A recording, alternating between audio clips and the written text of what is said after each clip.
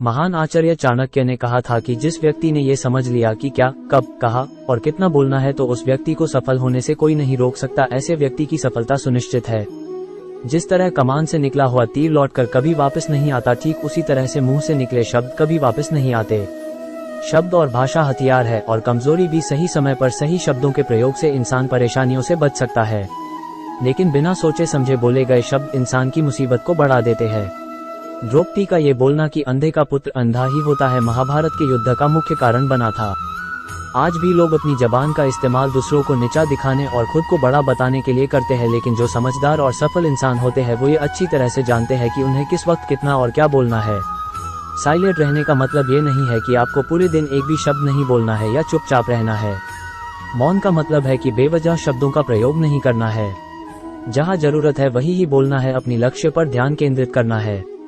आज मैं आपको चुप रहने के 7 ऐसे फायदे बताऊंगा जिन्हें जानने के बाद आप आज से ही नहीं बल्कि अभी से उतना ही बोलोगे जितनी आपको जरूरत होगी। 1.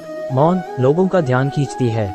महान आचार्य चाणक्य अपनी चाणक्य नीति में बताते हैं कि उन्होंने अपने हजारों शत्रुओं को अपनी खामोशी से परास्त किया था। वो खामोश रखकर अपने शत्रुओं को विचारों में उलझाए रखते थे और सही समय आने पर वह अपने दुश्मनों को ईंट का जवाब पत्थर से देते थे। साइलेंट यानी चुप्पी किस तरह लोगों के अटेंशन को ग्रैब करती है, ये बात आप इस उदाहरण से समझ सकते हो कि जब क्लासरूम में टीचर किसी विषय पर बात करते हैं तो स्टूडेंट्स उनके बात को बिल्कुल ध्यान से सुनते हैं, लेकिन जब अचानक टीचर या स्पीकर बोलना बंद कर देते हैं तो सभी लोग आश्चर्य में पड़ जाते हैं। अरे क्या हो गया भाई, कम्युनिकेशन बंद क्यों हो गई? मैं जब स्कूल में था तब अक्सर ऐसा होता था और आपके साथ भी ऐसा हुआ होगा। ठीक यही फॉर्मूला हमारे दैनिक जीवन में भी लागू होता है। जब आप अपने काम से काम रखते हो, दूसरों के मामले में दखल नहीं देते हो, जरूरत हो तभी बोलते हो, तो लोगों का ध्यान आपके ऊपर जाता है। और अगर आप कम बोलते हो, जरूरत हो तभी बोलते हो, तो लोग आपकी बातों को ज्यादा महत्व देंगे। लोग आपकी बात को उन लोगों की तुलना में ज्यादा प्रेफरेंस देंगे, ज्यादा याद रखेंगे जो लोग बिना जरूरत के बकबक करते रहते हैं। 2. मौन बातचीत में मदद करता है। शांत रहना मोल भाव यानी नेगोशिएट करते वक्त आपकी बहुत ज्यादा हेल्प कर सकता है। बातचीत के दौरान जब आप अचानक चुप हो जाते हो और सामने वाले इंसान को जवाब नहीं देते हो तो ये खामोशी उस दूसरे इंसान को ये सोचने पर मजबूर कर देती है कि आखिर आप क्या सोच रहे हैं। तो फिर इसी चीज का आपको फायदा उठाना है, सामने वाले को ये सोचने दे कि आप क्या सोच रहे हैं। मान लो आप कोई डील फाइनल कर रहे हो, ये सामने वाले पार्टी को जल्दी से यस या फिर नो कहकर जवाब मत दो, कुछ सेकंड का पॉज लो।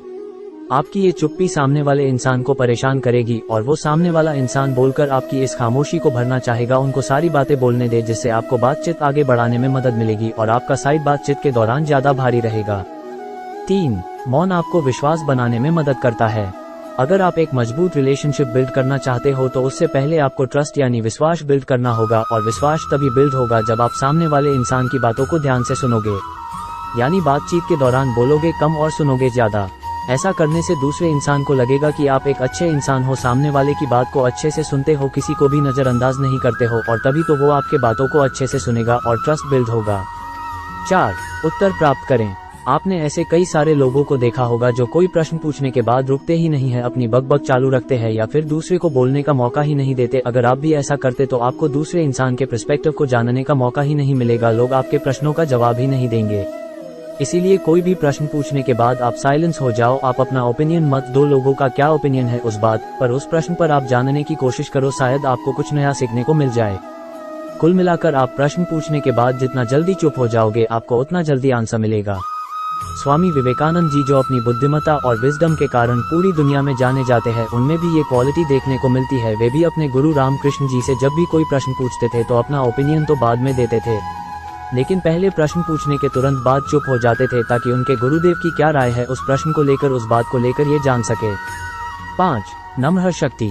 साइलेंस एक शॉर्ट पावर है, मतलब एक ऐसी पावर से है जिसकी मदद से आप सामने वाले से बिना लड़े हरा सकते हैं। इसका सबसे बेहतरीन उदाहरण है महात्मा गांधी जी, जो कि सत्य और अहिंसा के मार्ग पर चले थे और बिना लड़े उन्होंने अंग्रेजों को धूल चटाई थी।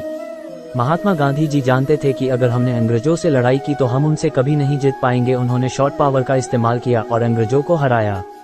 कई बार लड़ने से और झड़ने से प्रॉब्लम सॉल्व नहीं होती, चुप रहने से और शांत हो जाने से प्रॉब्लम सॉल्व हो जाती है। 6.